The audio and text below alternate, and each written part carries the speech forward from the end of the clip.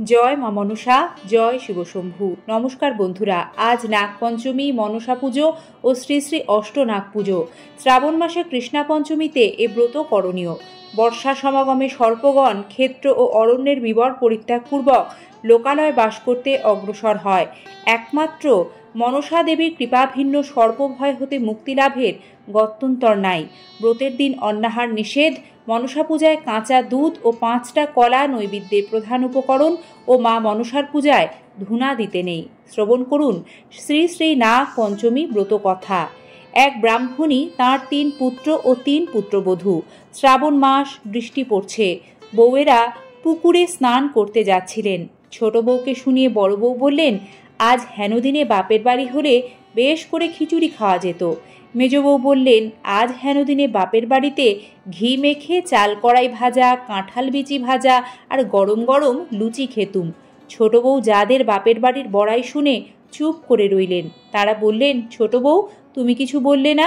দীর্ঘ নিঃশ্বাস ছেড়ে ছোট বউ বললেন, বাপের বাড়ি সে কি আর আমার আছে? বড় 2 ভাই ছিল, তাদেরও মা মনসা নিয়েছেন। শুনেছি ছেলেবেলায় সর্পাঘাতে তারা মারা গেছে।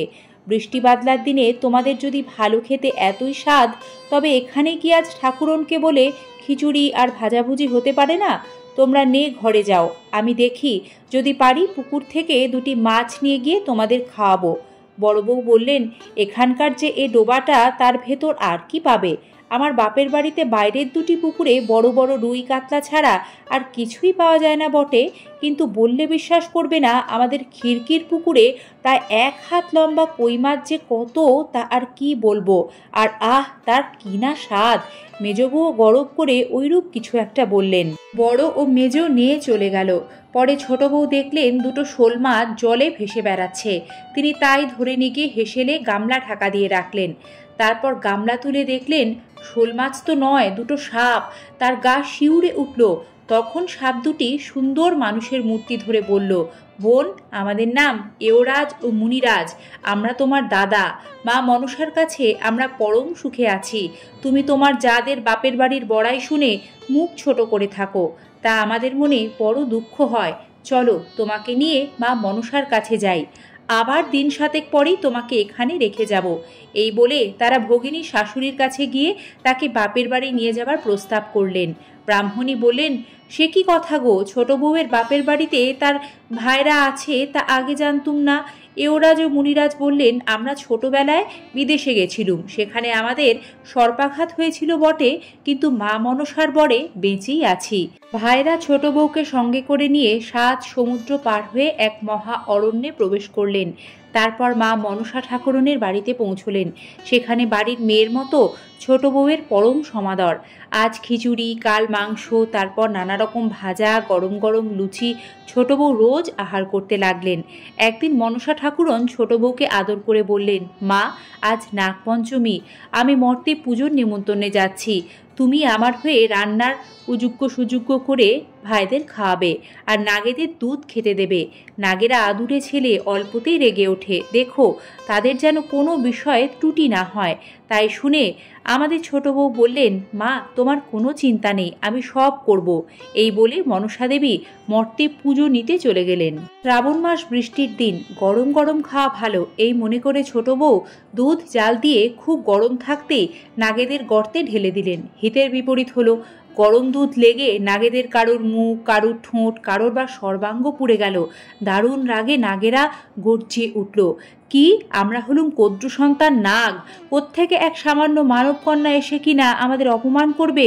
এওরাজ ও মুনিরাজ আস্তিককে সঙ্গে করে বাসুকি মামাকে বলে কয়ে নাগেদের শান্ত করতে চেষ্টা করলেন, কিন্তু গোখ্র ও বোড়া নাগের রাগ কিছুতেই থামল না।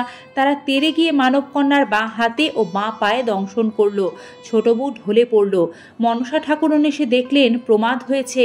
তিনি বললেন, আমি তখনই মনে করেছিলুম, দেবে মানবে একটাই হলে একটা কিছু না বেঁধে বসে। আমি মানব কন্যাটির তো কোনো দোষ দেখতে পাচ্ছি নে, ভালো করতে গিয়েই এর মন্দ হলো। মা মনসার আশীর্বাদে তখন ছোট বউ বেঁচে উঠল। মনসা দেবীর প্রতি তার অচলা ভক্তি হলো। মা মনসা এওরাজ ও মুনিরাজকে আগেকার প্রাণ দান করলেন ও বললেন, তোমরা তোমাদের ভগিনীকে নিয়ে বাড়ি যাও। এই বলে ছোট বউকে গা ভরা গহনা তার দুই ভাইকে ধন রত্ন দিয়ে বিদায় করলেন। এওরাজ ও মুনিরাজ বাড়ি এসে তাদের ভগিনীকে অনেক জিনিসপত্র গহনা সঙ্গে দিয়ে তার শ্বশুর বাড়ি পাঠিয়ে দিলেন। ব্রাহ্মণী এত গহনা ও জিনিস দেখে আশ্চর্য হলেন। বড় বউ ও মেজ বউয়ের যেন একটু হিংসা হলো।